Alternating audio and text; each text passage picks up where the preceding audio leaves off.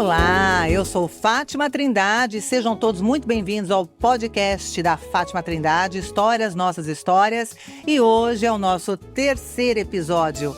E, gente, a minha convidada é extremamente especial. Eu sou uma pessoa inspiradora, eu gosto muito, amo muito mesmo.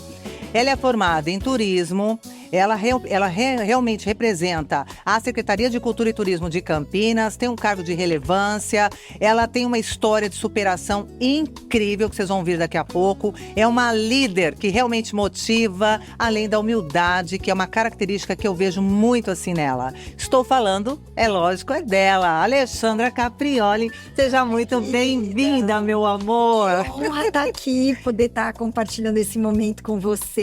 Ai, que agradeço muito o convite, fiquei lisonjeada, conheço todo o teu trabalho, então também a gente conectar as nossas histórias aqui é tão gostoso, né? Eu fiquei muito honrada. E olha, e ambas as partes, porque eu também, recíproco, é verdadeiro.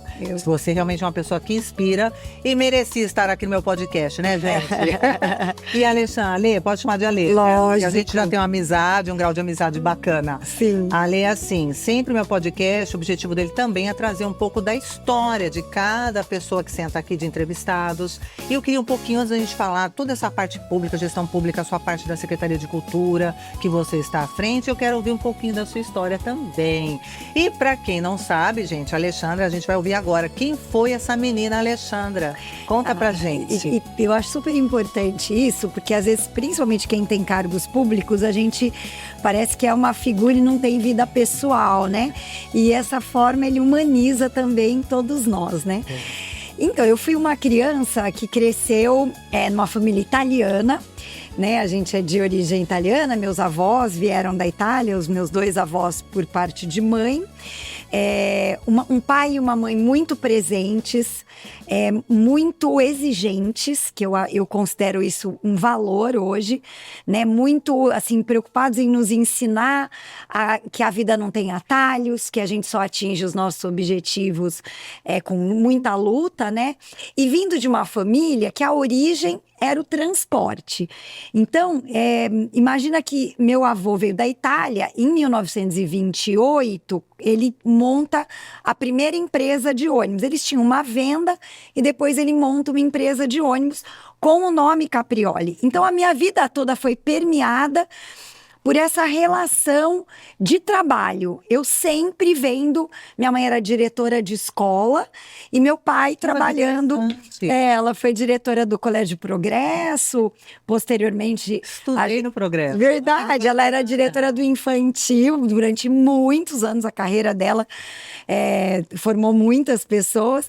E depois a gente foi fundador da escola comunitária, daí mudamos para a escola comunitária, onde eu acabei me formando. Mas esse contexto de infância era uma infância com muita generosidade, uma família, aquela família bem acolhedora. Bem italiana. Bem italiana, onde a mama, né, a minha avó, ela era o centro, assim, a gente toda semana estava reunido com os primos, os tios, né? Então, uma família onde essa base familiar sempre foi muito importante. E eu gosto de destacar porque às vezes as pessoas olham os negócios que a gente tem, os trabalhos que a gente tem, mas eu nunca me lembro dos meus pais destacando que a questão financeira, eu como criança, a gente sempre foi assim talhado a entender que a gente precisaria lutar para tudo que a gente quisesse conquistar, então, que as coisas não viriam fáceis. Isso que é muito interessante, né? A questão dos valores essenciais. Porque eu acho que hoje a gente vive uma juventude que parece que já chega pronta e já sabe que tem dinheiro ou já sabe que já tem os recursos. Os pais entregam muito as coisas prontas. E pra gente era assim, meus pais eram muito exigentes, né? E aí, mas assim, frequentando a empresa, indo na empresa de ônibus, aquela assim, essa questão sempre foi muito importante para minha história, né? Assim, essa conexão com os negócios da família. E eu Mas sempre assim, falo isso. falando um pouquinho da menina, né? Da criança, da adolescente, da Alê lá de trás. E mesmo você tendo uma família assim, de como você falou, foi criada de um certo rigor, Sim. mas uma educação maravilhosa. Sim. Fez quem você é hoje. Sim. Mas você já via na Alê, criança, você tinha essa liderança, assim? Já vinha uma liderança ou não? Era mais quietinha? Não, Você eu é? sempre fui muito agitada. Já era Eu agitada. sempre fui muito agitada, muito falante.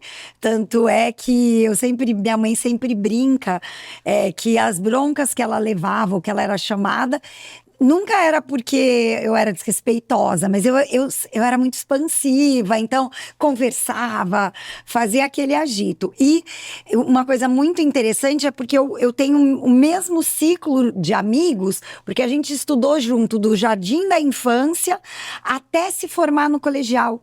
Então, foi um grupo de pessoas com as quais eu convivi intensamente, amigos de muita confiança. Que até hoje, né, eu tenho amizade, quer dizer, pessoas que eu conheci, que eu estudei junto desde os 5 anos de idade, e que até hoje, né, eu tenho 58, sem menor preocupação de falar a idade, e até hoje eu tenho esses amigos. Então, famílias com as quais meus pais eram amigos e os filhos eram amigos. Então, um ambiente muito gostoso, com muita brincadeira na rua, com muita oportunidade de se divertir. A gente não tinha tela, a gente não tinha nada disso. Não a gente tinha Instagram. a gente tinha só diversão. Então, a gente ia muito na casa uns dos outros, né? Então, sempre, acho que uma infância muito, muito feliz. Meus pais tinham muitos amigos, então a minha casa estava sempre cheia. A gente sempre morou ali perto do castelo, da Torre do Castelo, até eu completar 9 anos. Depois a gente mudou para uma outra casa ali na Nova Campinas, e no fundo da minha casa tinha um campo de futebol. E eu me lembro que todo domingo tinha jogo de futebol dos amigos, dos pais, né? E aí as crianças vinham junto com os pais, e os pais ficavam jogando e a gente ficava brincando. Gente, que delícia. Então minha casa sempre muito cheia, sempre gente dormindo em casa, né? Que era um hábito. Eu vou dormir na casa do amigo, depois o amigo vem dormir na minha casa. Ai, gente. Então isso molda, né? Exatamente o que você é hoje. Muito, muito, mas muito gostosa, muito gostosa. E mesmo com toda essa alegria, teve assim alguma coisa, sei lá, algum momento de superação, algo que você fala, nossa, não tenho nenhuma lembrança, ou de repente tem uma lembrança? Não, eu acho que a minha infância e a minha juventude foram... eu acho que meus pais, eles, ao mesmo tempo que eu digo que eles eram exigentes, mas eles eram sempre muito incentivadores. Então, minha mãe sempre trabalhou. Então, isso eu falo que quando às vezes eu falo sobre ser mulher num espaço de poder, ou ser mulher entendendo que eu posso ser o que eu quiser, isso vem absolutamente da minha mãe, da forma como eu fui criada. Porque, assim, ela sempre falou, você pode ser o que você quiser, você tem espaço, você é importante. Então, eu falo, acho que nem era uma psicologia como é hoje, de autoestima, mas isso construiu muito como eu me entendo como pessoa. Então eram meus pais, eu e um irmão, que é 4 anos mais novo do que eu, que se chama José Mário. E então, por ser 4 anos de diferença, eu era adolescente, ele era criança, então no começo, assim, a gente brigava muito, né, porque né? Coisa tinha de uma diferença de idade. E hoje, nós somos parceiros em todos os negócios que nós temos, nós somos sócios de todos os negócios. Ele muito se aconselha comigo e eu com ele, né? Então, assim, o tempo continuou fazendo a família ficar conectada. Infelizmente, eu perdi meu pai em 2021, que ele era uma figura extremamente generosa, uma pessoa muito importante pra gente. E isso fez fez muita falta pra gente. Mas a gente continuou unido, e minha mãe é essa mulher que até hoje, ela tem 82 anos, ela dirige, Que linda! ela tem a vida dela, ela vai Beijo pra ela, gente. Ela é uma querida mesmo. Tem uma filha maravilhosa.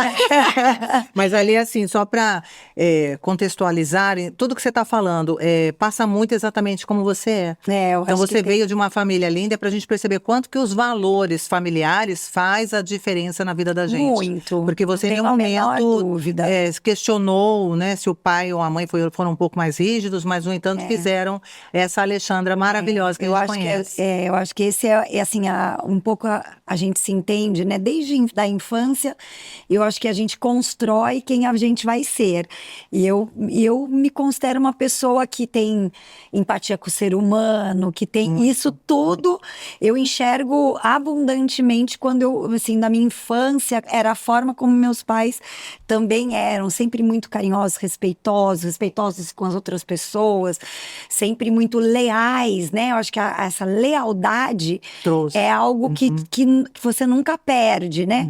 Você não, isso você tá dentro de você, né? Então eu acho que isso é o maior legado de todos os que eu posso dizer que eu recebi. Acho que foi essa criação maravilhosa que eu tive. Parabéns, isso já é um exemplo, né? A gente fala assim, e eu fico encantada, fiquei até parada assim, te ouvindo, porque é muito gostoso. A maioria das pessoas, muitas vezes, quando a gente fala da infância, tem às vezes uns traumas, algumas faltas, algumas ausências, e é nítido em você, seus olhos brilham, você fala realmente com honestidade, transparência, que é você, né, Lê? Não adianta, você é assim, né?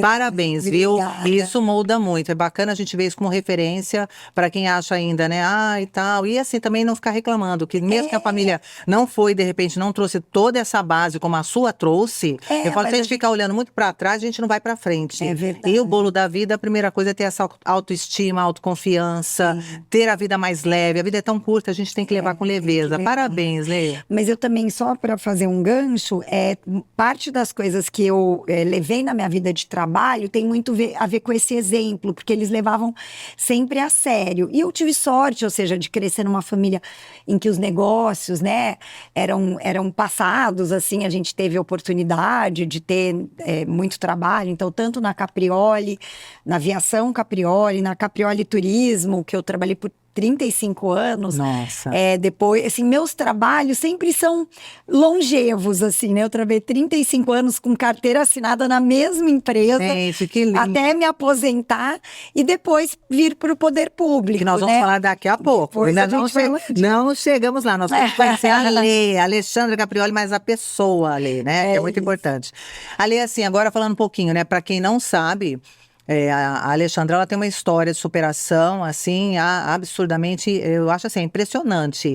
Emagreceu 50 quilos, eliminou 50 quilos. É verdade. E isso a gente sabe que não é fácil. Aí eu queria que você contasse um pouquinho pra gente. Quando veio tudo isso, quando teve essa virada de chave, o que aconteceu que você falou? É isso, é agora. Olha, bom, eu fui gordinha, assim, na minha adolescência toda. Alternando enquanto gordinha, mas sempre cheinha, sempre... e daí, quando eu fui me casar, eu fiz dieta, fui pra spa. Então, eu cheguei, assim, a conseguir emagrecer. Mas era alguma coisa que não tinha sustentação, porque foi, talvez, a forma errada, né? Então... emagreci para casar, mas ainda assim casei gordinha. Eu olho as minhas fotos de casamento. Você fala, não estava magra, né? Não estava assim, na verdade, como eu estou hoje. E depois eu engordei bastante. Quando eu engravidei do meu filho vai fazer 28 anos, eu estava obesa, assim, com mais de 90 quilos. E eu terminei a gravidez dele, assim, eu fiz um controle muito grande para não prejudicar, né, a gravidez. Mas eu cheguei a ter 104 quilos. Meu Deus. Então eu era realmente obesa mesmo, já estava né, no limite realmente da obesidade mórbida. Mas isso era algo que me incomodava. As pessoas me acolhiam, eu sempre tive muitos amigos, eu não me sinto discriminada, eu não acho que eu passei discriminação, porque eu sempre fui muito alegre, muito isso, mas eu não era feliz. Porque tem gente que fala assim, eu sou feliz assim. Eu não era feliz, era algo que todo tempo me incomodava.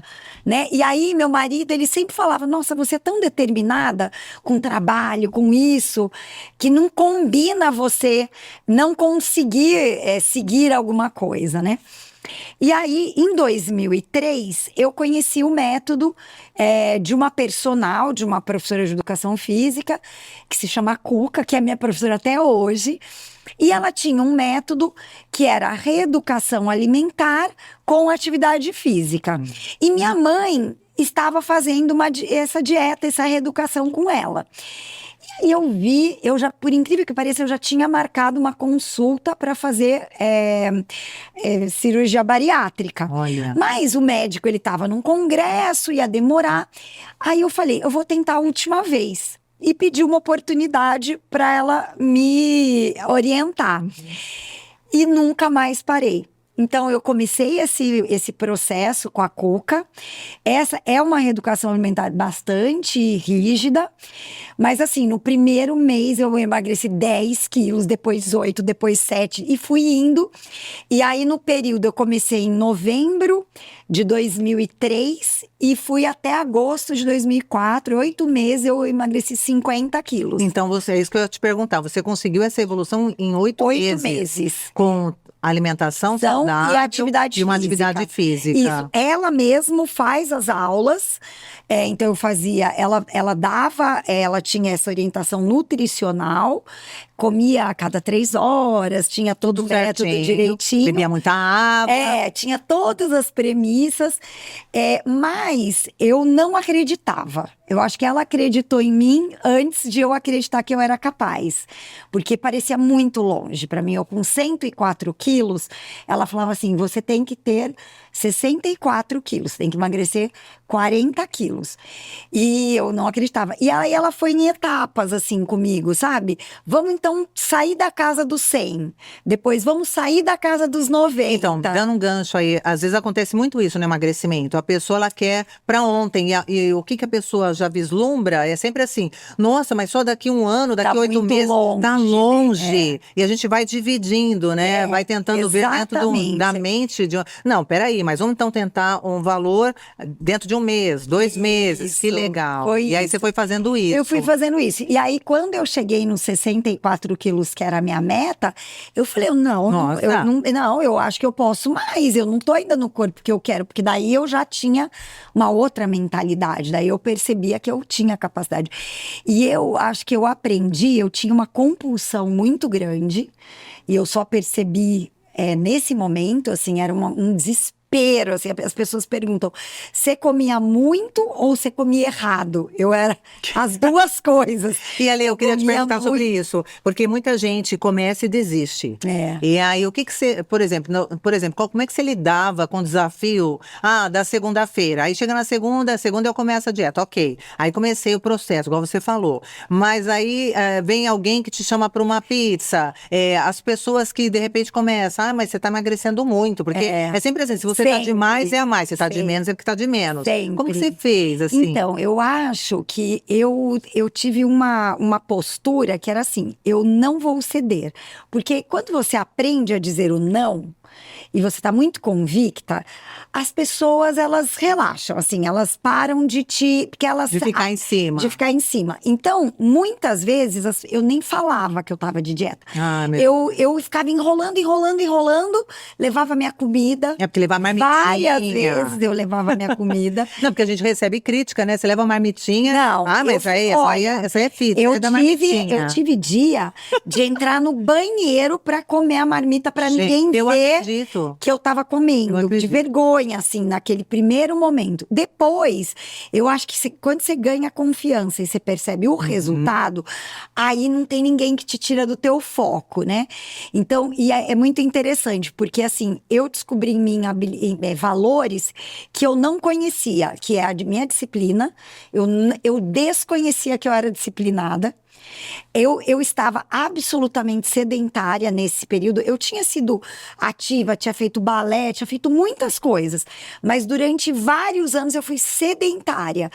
E isso foi, acho que, o maior desafio para eu virar essa chave. Porque é essa parte que é difícil, trabalhar a mente. A mente que é a parte poderosa. E você trabalhar essa compulsão. Então, eu fazia desafios comigo, né? Assim, você vai conseguir tal coisa, você vai atingir tal coisa, você vai dizer não para isso, você vai... Você se presenteava, tipo assim, mimimi, eu consegui, então eu vou comprar tal coisa, não comida. Eu tinha as mas duas um coisas, mas eu acho que o meu maior desafio era porque eu fazia muito tempo que eu não comprava em loja normal, eu comprava em loja de gordo, de pessoas obesas. Eu vestia tamanho 54.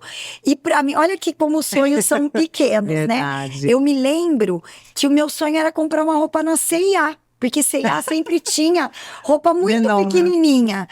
E assim, é uma coisa simples. Mas eu falava assim, ai, gente, o dia que eu couber numa roupa da C&A... Era o seu E eu me lembro que quando eu fui, eu pedi pra vir uma 48...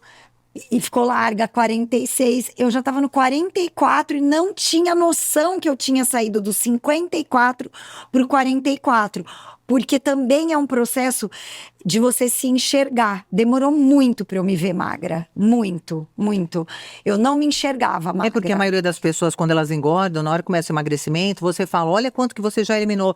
Tem pessoas que não acreditam. Aí eu falo, quando você pega 1 quilo, quando você pega 1 quilo de gordura e você olha e fala, nossa, você eliminou 1 quilo. E você olha o tamanho que é 1 quilo, você fala, nossa, eu eliminei muito. E todo mundo falava assim, ai, você tem um rosto lindo, você tem um rosto lindo. É assim mesmo. E aí não vai deixar, fica muito magra. Isso, e aí vai ficar doente. Eu acho que quando eu entendi que eu tinha persistência, determinação, disciplina, nossa, daí ninguém me tirava do foco. Mas Ali, você comentou, são várias essas habilidades que você falou, então foco, disciplina, persistência, determinação, é isso que faz de você o que você é hoje. Mas é o que eu falo, hoje eu continuo, assim, isso virou... É isso que eu ia falar agora, você continua, porque assim, quando a gente vira essa chave, tem que se manter.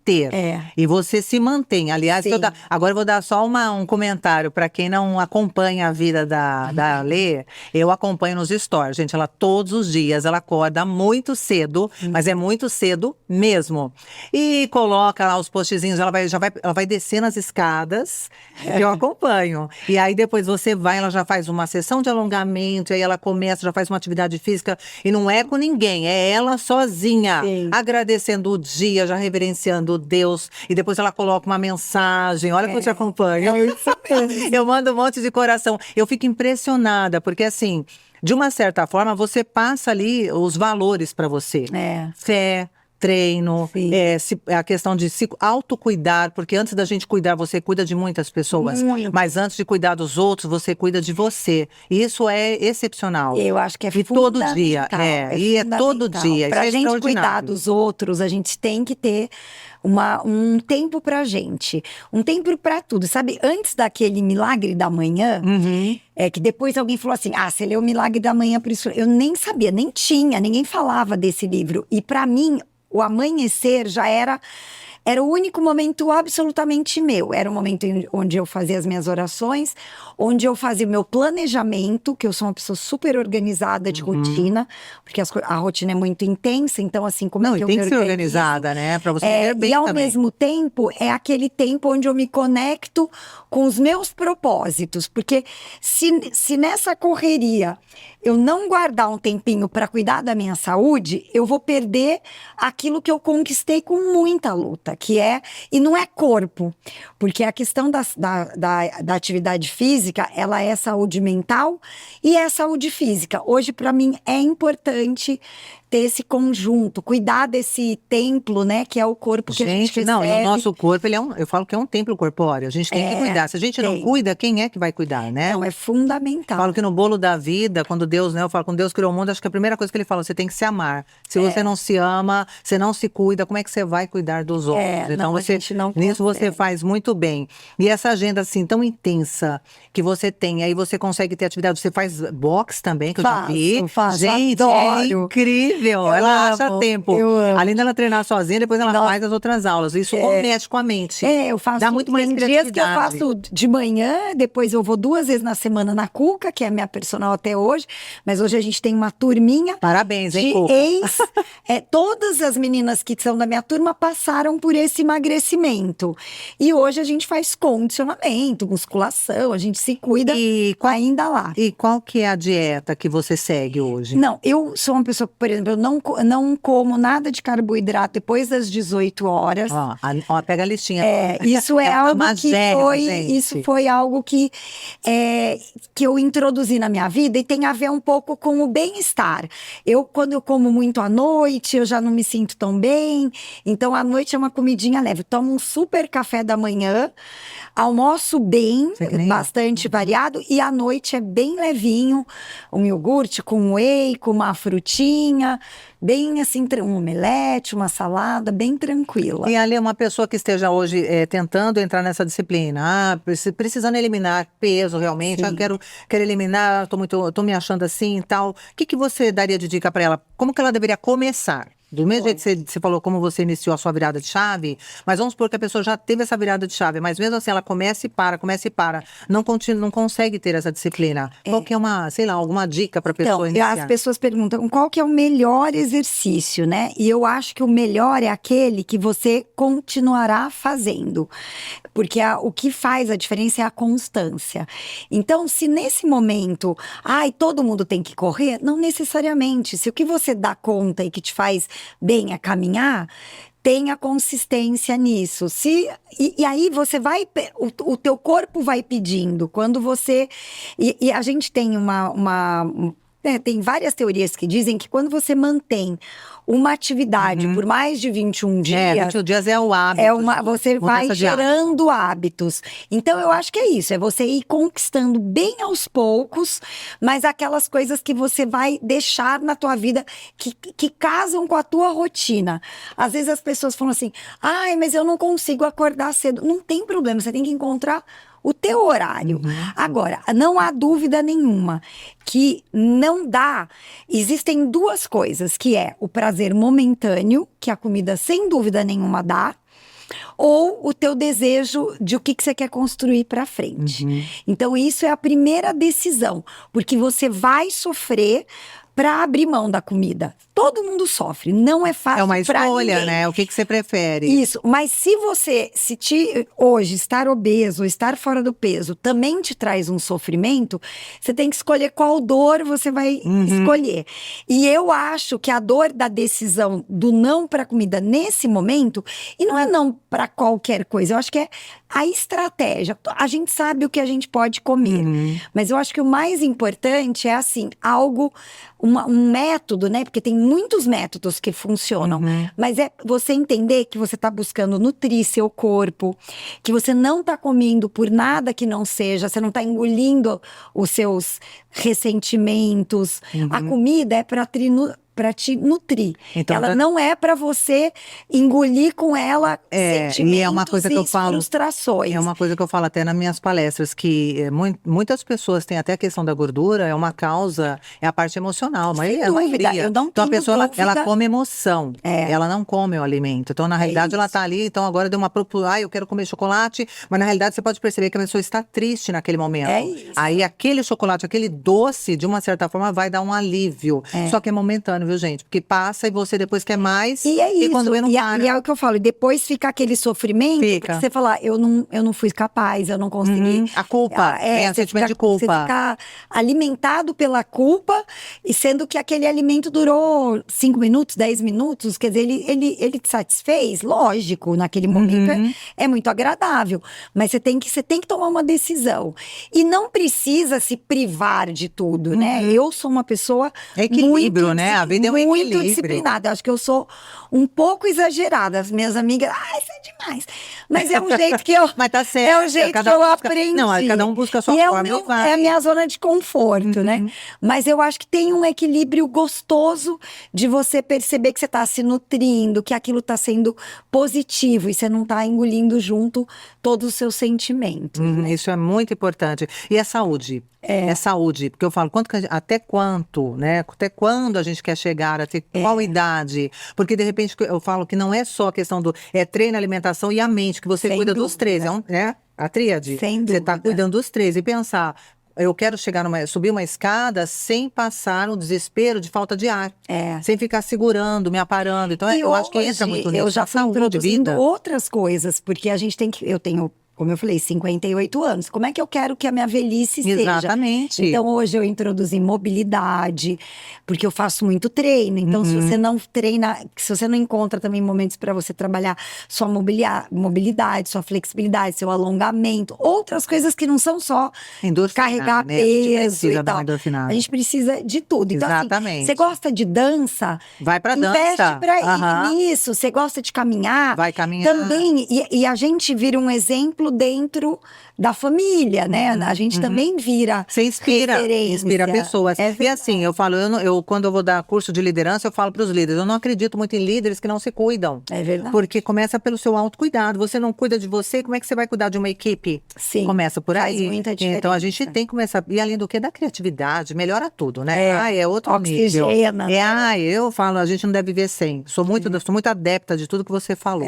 Parabéns. E eu continue te conheci Foi assim. também na atividade física. Tá vendo, gente? Por aí começou A essa gente se amizade. conectou através disso. Isso é mega importante. Agora, falando um pouquinho do seu lado profissional. Só coisas lindas até agora. Ai, A gente vai, que vai delícia. deslumbrando. Tá um papo super gostoso. Até meia-noite dá, tá? Tá ótimo, ótimo. Falando um pouquinho da sua escolha de carreira, Ale. Então, assim, ninguém chega aonde você chegou, lógico, por um acaso. Então, eu acredito que foram muitas vezes pessoas. Eu falo que eu vejo as pessoas, todo mundo vê o palco, mas não veem os bastidores. É verdade. Em relação a isso, quando que surgiu esse interesse por turismo? Quando que entrou tudo isso, essa turismo e cultura na sua vida? Conta um pouquinho agora da sua carreira. Vamos lá. Bom, a minha primeira formação é de terapia ocupacional, e que na verdade, eu fiz essa formação porque eu achava que era importante, que trabalhava com saúde mental e tudo mais. Mas eu nunca segui essa carreira. Porque ao mesmo tempo eu fiz duas faculdades, que era terapia ocupacional e à noite turismo. Que bacana. E o turismo tinha conexão com tudo que meus pais tinham de negócios, né? Então, eles já tinham agência de turismo. Então, na verdade, para mim foi muito natural. Tanto é que o meu primeiro trabalho foi com 17 para 18 anos. Quando eu entrei na faculdade, eu trabalhava, fazia horário na empresa, né? Legal. Então, o turismo ele veio naturalmente, por causa dos negócios da família. Só que depois, você vai percebendo o quanto aquilo te representa, né? Então, essa questão de você olhar o quanto você aprende com as outras culturas, o quanto viajar engrandece a todos nós. É uma delícia. Esse olhar para aprender, né, com a gastronomia, a história. Então, isso foi uma coisa que sempre me encantou. E aí, falando um pouco de carreira, eu tive a sorte de não pedir emprego, porque eu naturalmente fui trabalhar nos negócios da minha família. Então, a gente tinha uma empresa de ônibus, uma agência de turismo, e posteriormente... Só dando um break aí, você falou que veio da sua família. Isso. Tinha dentro de você essa coisa que muitas pessoas que às vezes podem estar nos ouvindo, às vezes tem essa questão familiar. Tem alguém, né? Então, o pai, a mãe já tem um negócio, às vezes o filho entra, já aconteceu até comigo. E às vezes a pessoa fala, puxa vida, mas você está indo porque a consequência que a sua família já tinha, que você não conquistou por suas vias próprias. Eu acho que não tem nada a ver, não é isso? Não, eu acho pra gente quebrar esse E eu também acho mito. que tudo bem quem não quer trabalhar com a família. Também tá tudo eu acho que cada um tem um caminho. Mas para mim fazia muito sentido. Você não tinha essas coisas dentro de você? Não tinha. Mas o que eu acho que foi a diferença? O fato de você trabalhar com a sua família dá aquela impressão assim, será que eu tenho valor, né? Será que eu tenho valor? Porque a maioria acha você fica pensando sempre, bom, eu consegui o emprego porque eu sou filha do dono. Isso. E aí, o que eu fui fazer? Eu tinha feito faculdade na PUC e eu sabia que tinha uma vaga na PUC disponível para dar aula. E aí, eu fui disputar essa vaga, fui concorrer a essa vaga. E fiz por mérito próprio, quer dizer, eu tive que passar por uma banca, eles foram super exigentes, porque justamente, vamos ver se ela merece mesmo, né? Não, sensacional. Então isso. eu Aí acho você que provou. foi uma forma de eu conquistar um outro trabalho.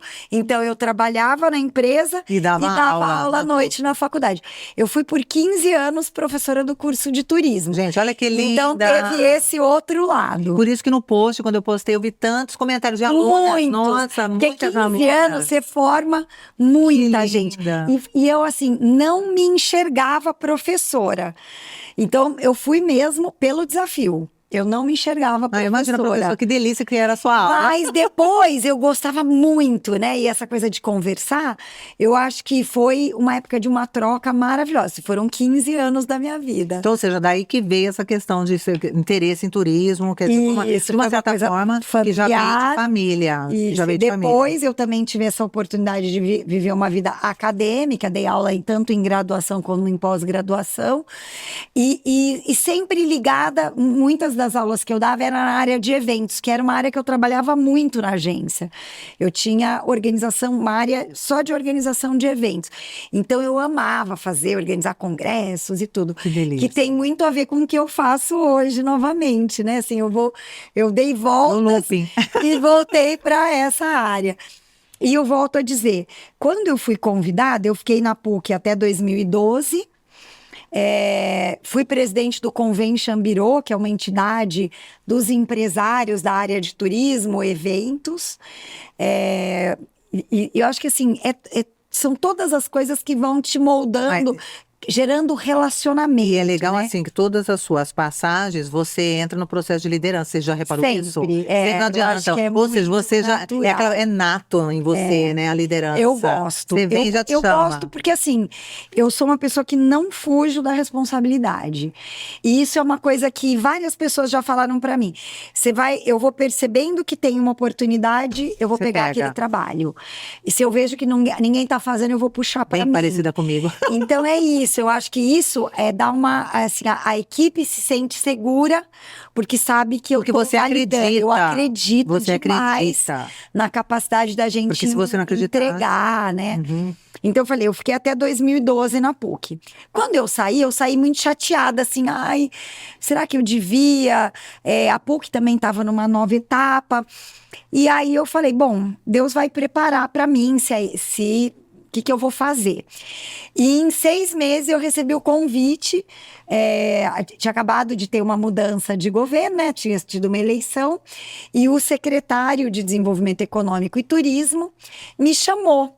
E eu achei que ele me chamou para ter uma conversa sobre o mercado, porque várias pessoas falavam para ele, conversa com a Alexandra, que ela tem esse entendimento. Ela foi presidente do Convention Bureau, ela é uma liderança, etc. E aí ele me chamou, entendendo que era um bate-papo.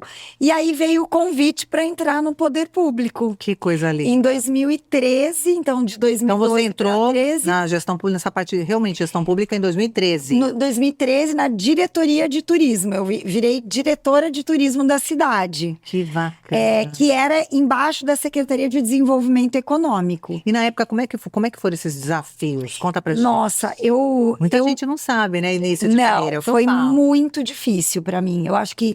E esse que é o detalhe, é você ter coragem de se reinventar. Porque, pensa bem, eu estava super acomodada numa empresa familiar, onde eu dominava tudo, dominava o mercado, tinha muito cliente, já estava há 30 anos. De repente entra... E assim, será que eu tenho capacidade disso? Eu nunca trabalhei em poder público, será que eu vou ter esse... Chegou a vir esses olhar? Questionamentos, né? Muito, muito, para mim e para todo mundo. E eu me lembro que meu pai, ele falou assim, olha, eu acho assim, você tem vontade? Eu falei, pai, eu tenho, eu tô tentada. Ele falou, olha, aceita, porque você não vai perder nada com isso, você vai aprender. Se em algum tempo você entender que não é para você, você mesmo vai ter humildade vai falar pro seu secretário, que na época era o Samuel Rossílio: Samuel, eu acho que eu não tô tendo a contribuição que eu achei que eu conseguiria, seja humilde, e aí você volta para trabalhar na empresa. Então, mas dando uma parada aí, você vê a importância que é a família. De novo a família entrou, que foi sua base. Apoiada. Tipo, você vai, se não tem problema, não se preocupe. Não. Se algo acontecer, você pede para sair, tá tudo ok, tá tudo bem. Que lindo. E o Samuel, né, que eu acho que também tem isso. A gente encontra pessoas que lidam com a gente de uma forma de atirar a gente naquele universo, e quando a gente vê, a gente tá Já tá. nadando, né? Mas a motivação é assim, né? Ela não se encontra, você vai que E dá o certo. Samuel era uma pessoa generosa, assim, que me atirava em muitos desafios. Por um lado, ele sabia que eu não deixaria ele desapontado, mas por outro, eu sentia que ele tinha confiança. Então, isso me fortaleceu. Fortalecia. E aí, eu tenho 2 momentos nessa etapa que eu julgo que foram os momentos de virada de chave da minha carreira, que eu achava que eu já tinha vivido todos os desafios da empresa. Quando você vai para o poder público, você acha assim, gente, eu estou num lugar que o alcance do que eu faço não é mais para os teus negócios, é para a cidade. Isso me assustou. Assim, que eu tinha que ter aquele olhar para a cidade de Campinas, né? E aí foram 2 desafios. Isso foi 2013 que eu entrei, 2014 a Copa era no Brasil. Então, já no meio de 2013, porque a Copa foi junho de 2014, eu fui convidada pelo prefeito, na época o Jonas Dorizete, para eu coordenar o comitê da Copa em Campinas. Nossa. Então, e isso que eu falo, tudo é Desafio. preparo, porque eu falo inglês, eu falo francês, eu falo espanhol, Estão um pouquinho ouvindo, de gente? italiano, bem assim. Não, e assim, a paradinha agora, né? Depois as pessoas ainda questionam por que uma pessoa chega no posto aonde você ela chegou, chega. sabe? Nada é de graça, Sim, né? mas eu acho Olha o que quanto são que você oportunidades. teve. Então, Parabéns. eu digo, ele falou: olha, Alexandre, eu acho que essas oportunidades, você vai ter que receber todas as delegações, você vai ter que receber os representantes das delegações, e eu acho que você é uma pessoa que tem essa capacidade. Então, assim, eu coordenei durante quase um ano, junto com o Dicá, que era um jogador da Ponte Preta, toda a vinda de Portugal e da Nigéria para Campinas durante a Copa. Todas, assim, as chegadas das delegações, atendi tudo. Então, assim, foi o maior... E coordenando todas as áreas, né? porque tinha área de segurança pública, tinha o contato com a FIFA, contato com os times. Então, foi muito aprendizado. E eu acho que aí eu ganhei o respeito das pessoas dentro da prefeitura também, porque elas viram que eu não estava preocupada em evoluir sozinha. Eu estava preocupada assim, gente, vamos junto, a gente precisa entregar. Mas esse é o espírito de um verdadeiro líder, né? Para a cidade. Ele quer o time junto com ele, né? Não é contra o time. Então foi Copa do Mundo e depois em 16 foi a Olimpíada.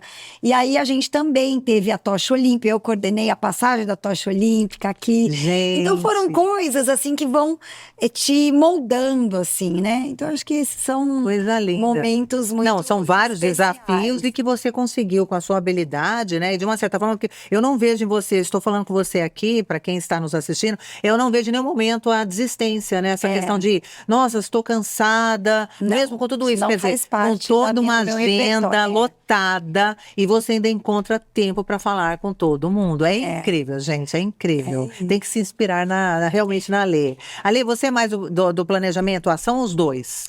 Eu sou uma pessoa bem operacional, muito operacional, assim, eu gosto do operacional, mas hoje a minha posição exige que eu seja mais estratégica, mais do planejamento.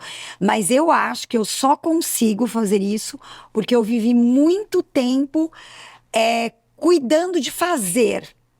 Né? Então, hoje, eu sei o que é necessário e eu sei como eu valorizo. Porque você esteve ali na execução. Eu tive. Eu acho que é por isso que eu me sinto uma pessoa habilitada a ser uma gestora. Porque eu fui muito tempo a pessoa que estava na operação. Então, se eu fosse escolher, eu sempre achei que eu era uma pessoa de operação. Eu nunca achei que eu fosse uma pessoa muito estratégica. Né? Eu achei que era para outras pessoas. Mas alguém enxergou em mim essa habilidade. E eu acho que o fato de eu ter passado por tudo isso, que me habilita a ter hoje o posto que eu tenho, né? Então, por 8 anos eu fui diretora de turismo, e agora, né, em um governo, com a virada do governo para o prefeito Dário, eu continuei ainda no turismo e depois recebi a oportunidade de liderar uma secretaria, que seria um cargo acima, né, sendo secretária aí de Cultura e Turismo. E a cultura, muito importante dizer, eu era consumidora de cultura. Eu nunca fui alguém que militava na cultura. Então, quando eu vim, eu tive muita dificuldade das pessoas Isso me é importante a gente aceitarem. tocar. Quais, pessoas então, me porque é o que eu aceitarem. falo, ninguém vê os bastidores. Não. Quais foram as dificuldades, Lê? Olha, eu acho assim, todo mundo, quando virou uma secretaria de cultura e turismo, todo mundo me enxergava como turismo, porque foi a minha carreira durante 35 anos. Então, e aí eu dizia, eu fui colocada aqui porque eu sou uma boa gestora. E aí você fala, às vezes você nem está acreditando, mas você fala quase que como uma afirmação. Porque se o prefeito acreditou que eu tinha capacidade, porque ele eu não teria me tenho, convidado. exatamente. O Dário Vandão não teria me convidado se eles não achassem que eu tinha capacidade. E aí eu tinha um medo de decepcioná-lo, sabe? Muito medo. Mas eu senti muita dificuldade em ser aceita no começo. Não pela equipe. Eu acho que a equipe, eles estavam sedentos para ter alguém que entrasse e falasse, tamo junto. Mas eu acho que as pessoas, os fazedores de cultura, o pessoal do conselho, eles não me validavam, eles não acreditavam que eu ia aprender o que era necessário para fazer uma gestão da cultura da cidade. E como que você enxerga hoje? Então, eu acho que o que fez a grande mudança é a humildade, porque eu sabia que eu não sabia nada mesmo. Eu tinha que aprender. E eu só tinha vontade. Então, assim, de fato, eu dominava tudo do turismo. Mas não da cultura. Mas, se você olhar, o que é a Secretaria de Cultura e Turismo? Ela é a diretoria de turismo, que eu conheço tudo, isso eu posso dizer que eu conheço tudo. E o diretor, que é o Eros, que é o diretor, ele é a pessoa da minha maior confiança, que foi meu braço direito durante os 8, quase 9 anos que eu fui à frente do turismo. Então, eu sabia que ele ia dar conta. E que naquele momento, o turismo não precisava de mim. Então, ele cuidou do turismo sozinho. E eu precisava aprender as coisas da cultura. E precisava ter humildade para isso. Porque eu precisava cuidar da orquestra sinfônica, que eu não conhecia nada, só como ouvinte, né? Eu precisava cuidar, a Secretaria de Cultura tem todos os teatros, todos os auditórios, Concha Acústica, Teatro do Centro de Convivência, que agora está reaberto, Teatro Castro Mendes, Carlito Maia, Maria Monteiro, todos os espaços da cultura da cidade, que a gente tem em vários lugares da periferia, no centro, todas as bibliotecas, todos os museus. Gente, eu olhava aquele universo. Eu falava, calma, vai dar certo. Vai dar certo. Então, eu acho que foi isso. Eu fui me cercando de pessoas que conheciam muito de cada área.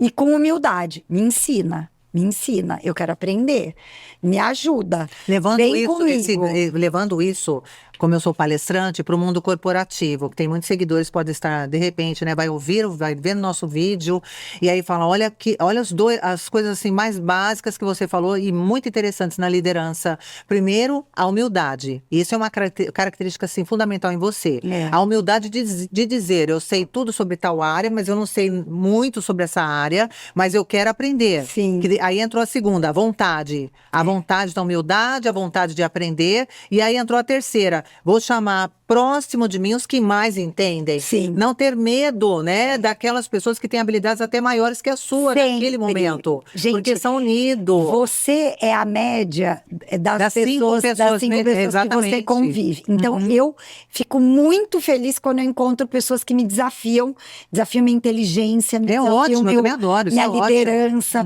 porque acho que é isso que faz a gente assim.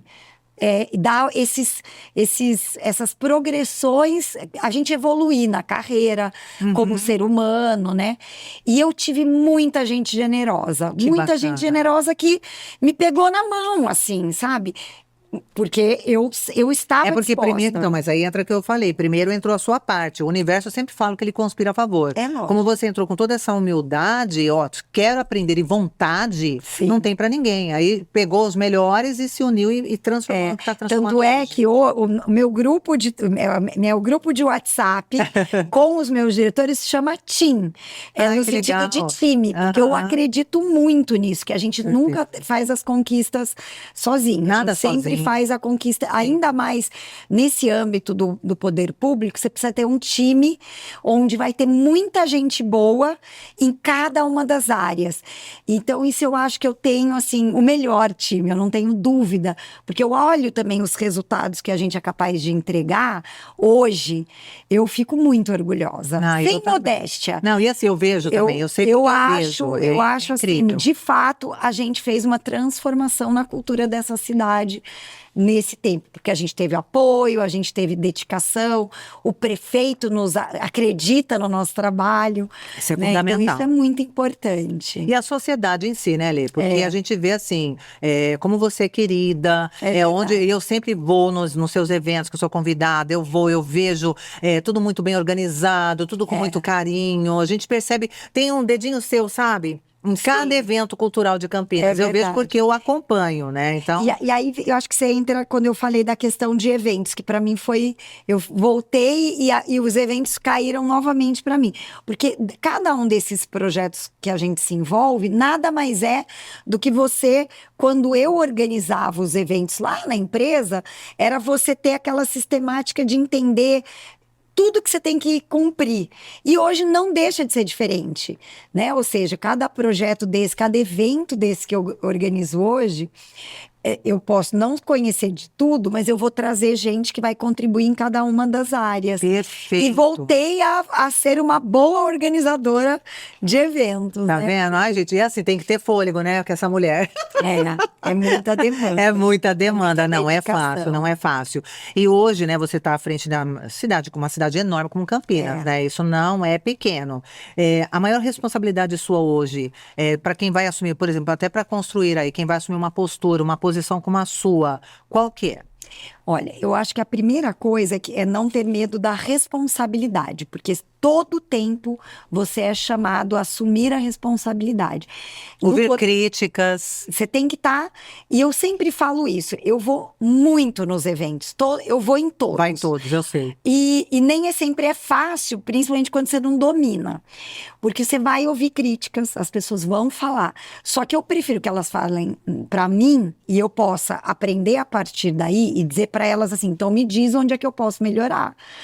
E a partir daí você não erra as mesmas coisas, você estar, então assim, não ter medo de assumir responsabilidade, né? Porque inclusive no poder público você tem responsabilidade no seu CPF pessoal. E eu considero meu nome, assim, o lastro que eu construí e o legado que eu recebi da minha família, meu nome é uma coisa muito importante. Meu nome, eu quero dizer assim, Alexandra como ser humano, mas Alexandra como profissional. Então, isso é muito uma marca. importante. É uma marca. Então, nada que eu faço, eu sempre tenho isso em vista. Eu não vou fazer nada daquilo que eu tenha preocupação, vergonha, que eu não tenha orgulho, que não vá de encontro com a minha índole, com meus valores. Então, isso é a primeira coisa. Isso você passa para a tua equipe, porque acho que é a primeira coisa que as pessoas precisam entender. Os limites que você dá, que são os limites éticos, né? Acho que os valores. Daqui a gente não vai... Não, a gente não ultrapassa. A gente não ultrapassa. Esses são algumas coisas. São os combinados, né? Eu sempre falo, são os combinados. Até aqui a gente tá combinado assim, ó. Se fizer isso aqui já não é o nosso combinado. Então, eu acho que a gente ter coragem de assumir responsabilidade, porque quanto mais você vai ascender na tua carreira, mais responsabilidade você vai ser cobrado. E quanto mais se destaca, você sabe, né? Isso. E não normal. ter medo disso, né? das críticas quando você acha que os seus propósitos estão corretos. Porque você sabe que lá na frente você vai mostrar por que que você atingiu todos os objetivos, né? Porque as pessoas, elas ficam sempre olhando, às vezes, o detalhe. E você não está olhando o detalhe. Você Tá olhando o global. Você está olhando tudo. o global e você está olhando lá no horizonte, onde é que você quer atingir.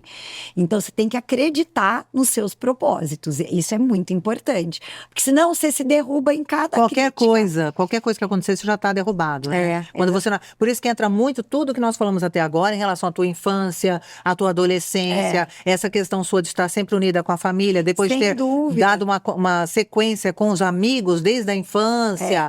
Eu acho que é a ter sido relação que eu faço professora. hoje com as pessoas que trabalham comigo. Eu tenho cumplicidade. Eu sei que elas podem confiar em mim e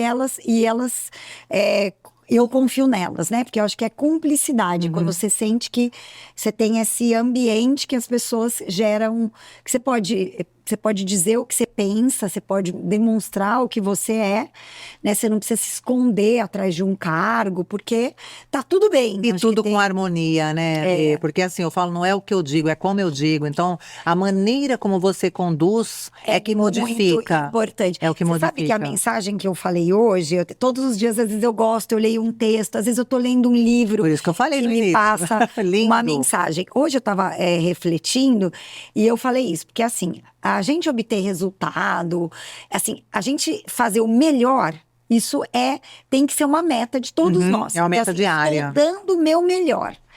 E isso tem que ser o nosso padrão. Só que o como você vai atingir esse melhor e a relação que você vai ter com as pessoas para atingir o melhor faz muita diferença.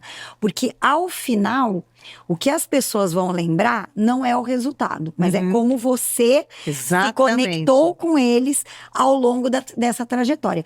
Porque se para subir você teve que pisar em alguém, Ah, já não tem mais não mérito. adianta, porque você já perdeu a sua essência, né? Então eu falava isso.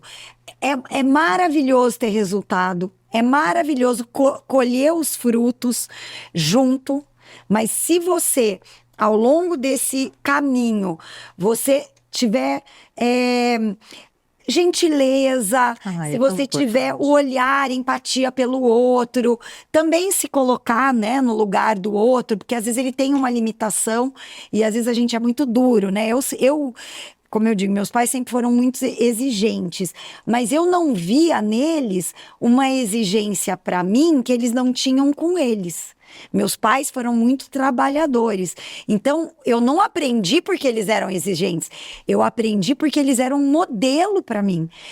A gente se arrasta pelo modelo das outras pessoas, Exatamente. pelo exemplo, né, que eles eram para mim. E hoje eu quero ser um exemplo para os meus funcionários, E até porque para os meus servidores, não, e para ser minha humano, equipe. né? Ser humano acima de tudo, não adianta nada. Eu falo que só a busca incansável de dinheiro, dinheiro, dinheiro, e a pessoa não ter gratidão, não ter humildade, não ter os valores baseados na As família, coisa- como você as falou. coisas Coisas vêm, simples, as coisas né? vêm. E que vem Quando vem- você faz, a gente brinca, né? Quando você corre pelo certo, quando você faz seu esforço, tudo vai Vem, acontecer. vem. Você tem que só entender que é um plantio, né? É uma coisa. Não vai querer colher da noite pro é um dia, né? cultivar. Porque você vê o relato que você deu aqui, você contou uma história realmente que, ó, você tá há quanto tempo que você já não está aí, né? verdade. Na lida. Parabéns, Ale. E eu acho que tem isso. Eu vou voltando a dizer, eu tenho relacionamentos sempre duradouros, né? Eu tô casada há 30 anos, eu tenho amigos desde meus 4 anos, ou seja, que a gente tem Linda. 50 e tantos anos de amizade. Eu fiquei 30 anos trabalhando, 15 anos na PUC, estou há 13 anos na prefeitura, E que então Deus abençoe, vai ter cada vez mais, pode ter eu acho certeza. que A gente assim, precisa de mais Alês no universo. E Ale, agora é o seguinte, eu abri uma caixinha de perguntas lá para os meus seguidores e tem algumas perguntas para você responder. Vê se dá tempo, né? Vamos lá. Rapidamente. A primeira é de um seguidor do Rio de Janeiro. Ó, tá vendo? Tô fazendo a sua pergunta aqui, viu, Alex? Ele fez a seguinte pergunta: quais são as tradições e expressões artísticas que definem a identidade cultural do local? Porque como ele é do Rio, aí ele gostaria que você falasse para ele. Vamos lá. Olha, Campinas é uma cidade que ela foi moldada por essas tradições, né? E a gente tem uma presença da comunidade afro em Campinas muito forte, que moldou muitos movimentos sociais. E eu acho muito importante a gente ter reconhecimento por quem veio antes, né? A gente teve um secretário que se chama Célio. Aliás, nesse final de semana a gente teve um festival de artes pela paz, que ele que organizou. Hoje ele está aposentado, mas ele foi um visionário. E qual foi a visão dele? Ele fomentou esses grupos culturais em cada uma das áreas territoriais de Campinas. Então, lá no Campo Grande, qual que é a característica daquele local? Então, em alguns locais era a folia de reis, em outros locais era o samba de bumbo, outros locais era a capoeira, outros locais era o jongo de Itu Ribeiro. E ele, naquela ocasião, ele fortaleceu esses movimentos sociais. E Campinas, ela foi a última cidade a abolir a escravatura. Então, assim, a gente teve escravizados em Campinas e era considerada uma cidade muito cruel com os escravizados. E por isso, e até por isso, nós temos um movimento social conectado com a comunidade africana e afrodescendente, essa afrodiaspórica, né, desses escravizados, que foi muito forte. Então, a gente tem essa presença de maculelê, capoeira, que eram movimentos de resistência. E que daí depois migraram para o samba, para outros movimentos culturais. Então, eu acho que Campinas ela tem essas tradições, por um lado. Por outro, a gente teve o maior maestro das Américas, que foi o maestro Antônio Carlos Gomes, que nasceu em Campinas e que ele foi patrocinado por Dom Pedro II para estudar na Europa. Então, ele foi o primeiro brasileiro que foi reger o Teatro La Scala de Milão, com óperas que ele produzia. E ele fez sucesso fora do Brasil, para depois ele ser reconhecido, e ele tá lá enterrado na Praça Bento Quirino, onde tem um monumento túmulo ali, perto na Praça Bento Quirino, tem o Jockey Club, ali ele tá enterrado até hoje. Então, por um lado, a gente é uma cidade de tradições muito enraizadas nessas tradições populares, por outro lado, a gente tem esse maestro erudito, mas que era de pele parda, de pele negra, que trouxe esse legado que hoje a Orquestra Sinfônica de Campinas preserva, né? A gente tem uma orquestra de quase 100 anos. A gente, em 2029, nós completaremos com a orquestra 100 anos. Ela é uma das orquestras mais antigas do país. Então, acho que a gente tem essa maravilha de conseguir ter tradições bem populares, assim como o erudito. Então, Alex, você viu, ó, deu uma aula. Linda demais. Obrigada. Tem mais uma pergunta aqui. Os concertos populares têm sido uma porta de entrada para os novos públicos. Sim. Como que a Secretaria tem trabalhado para ampliar esse acesso e aproximar mais pessoas da música? Então, olha que curiosidade, ó. Então, essa orquestra, ela é muito antiga, ela é uma jovem senhora de quase 100 anos. Uma jovem senhora. Então, o que acontece? Quando a gente fica numa orquestra só fazendo música erudita, que eu acho maravilhoso, é importante ela existir, muitas pessoas não se sentem incluídos, não sabem apreciar, porque nunca aprenderam. E tudo na vida é aprendizado. E eu acho, a gente teve um maestro que chamava Benito Juarez, que regeu a orquestra por 25 anos. O Benito Juarez, ele foi o primeiro maestro no Brasil que trouxe a música popular para dentro da orquestra. Nenhuma orquestra fazia música popular. Ah, isso é maravilhoso. Então imagina isso, ele regeu a orquestra, sei lá, na década de 70, 80, Totalmente da minha juventude. Então ele pegou uma orquestra que era super tradicional e trouxe Tom Jobim, Milton Nascimento. Ele popularizou a Orquestra Sinfônica de Campinas. Demais. Então, a orquestra ela tem essa conexão com a música popular. E aí, a gente recebeu o maestro Carlos Prazeres, que você conheceu. Conheci. E ele reconectou a orquestra com esse veio popular. Então, a gente, nessa gestão dele, ele ficou conosco quase 4 anos. Agora, infelizmente, ele voltou para ficar só na Bahia. Eu assisti no dia da despedida. Né? Foi lindo. Foi lindo, Belchior. lindo. E ele fez isso. Ele voltou a conectar a população com a orquestra sinfônica. E o que ele tinha? Ele fazia as pessoas irem nos concertos abertos, populares, porque daí elas se conectam. Só que ele convidava, gente, venham nos concertos eruditos. E nos concertos eruditos, ele contava a história. Então ele falava, gente, o bar era moderno na época dele. Não, isso já traz uma coisa interessante, porque ele contava. E aí você se conecta com a música erudita. Então, esses concertos populares, esses concertos gratuitos que a gente faz na Concha Acústica, esse final de semana tinha 4.500 pessoas no Teatro de Arena. Já aproveita para convidar, vai ter mais alguns agora? Dia 9, a gente tem um concerto. 9 de maio, gente. 9 de maio, concerto do Dia das Mães. A gente vai fazer um concerto, como é Dia das Mães, passando pela história de uma das primeiras maestrinas, que foi a Chiquinha Gonzaga. Então é um concerto com vídeo, música, história. Então, dia 9. E dia 25 ou 23, agora eu tô em dúvida, acho que 25. A gente tem a Academia Campinense de Letras, faz 70 anos. Então nós vamos fazer um concerto em homenagem à Academia Campinense de Letras. Então, ó, concerto mais popular em termos de Chiquinha Gonzaga e depois um concerto bem erudito. E é essa mescla que faz a orquestra ser a paixão dos campineiros. E, gente, cultura é vida, vida. Então, assim, nosso tempo, né? Eu queria ficar aqui o dia inteiro. Mas tipo isso assim, que é gostoso. Olha, tem mais perguntas, não vou conseguir colocar todas, gente, no ar, porque senão fica muito longo. E a Lê também tá com a agenda, assim, né? Juntou as duas aqui, né? Que a gente Mas, tem assim, essa conexão. Eu quero que, para encerrar, passe para as pessoas, para quem está nos assistindo, para dar uma frase que defina a Alexandra Caprioli, uma frase, uma palavra, algo que de repente para você fala, para mim, eu sou essa palavra, eu sou essa frase. Passa pra gente. Eu acho que hoje uma palavra que me define é foco. Porque eu acho que eu tenho, em tudo que eu pego pela frente, eu tô lá mirando no foco que eu preciso ter para atingir meus objetivos. Olha, Lê, assim, não tem nem o que falar, assim, de verdade.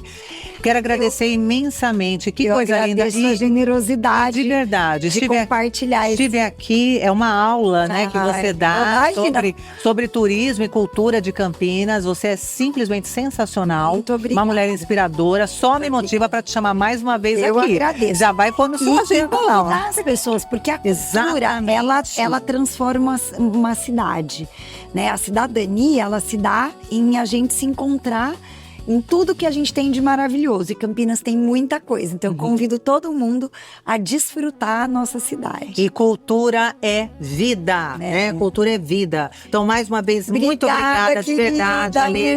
Foi sensacional o nosso podcast. Tenho certeza que vocês amaram. E assim, gente, tiramos aqui muitas coisas para melhorar na vida, né? Eu não vi em nenhum momento a Ale falando sobre desistência.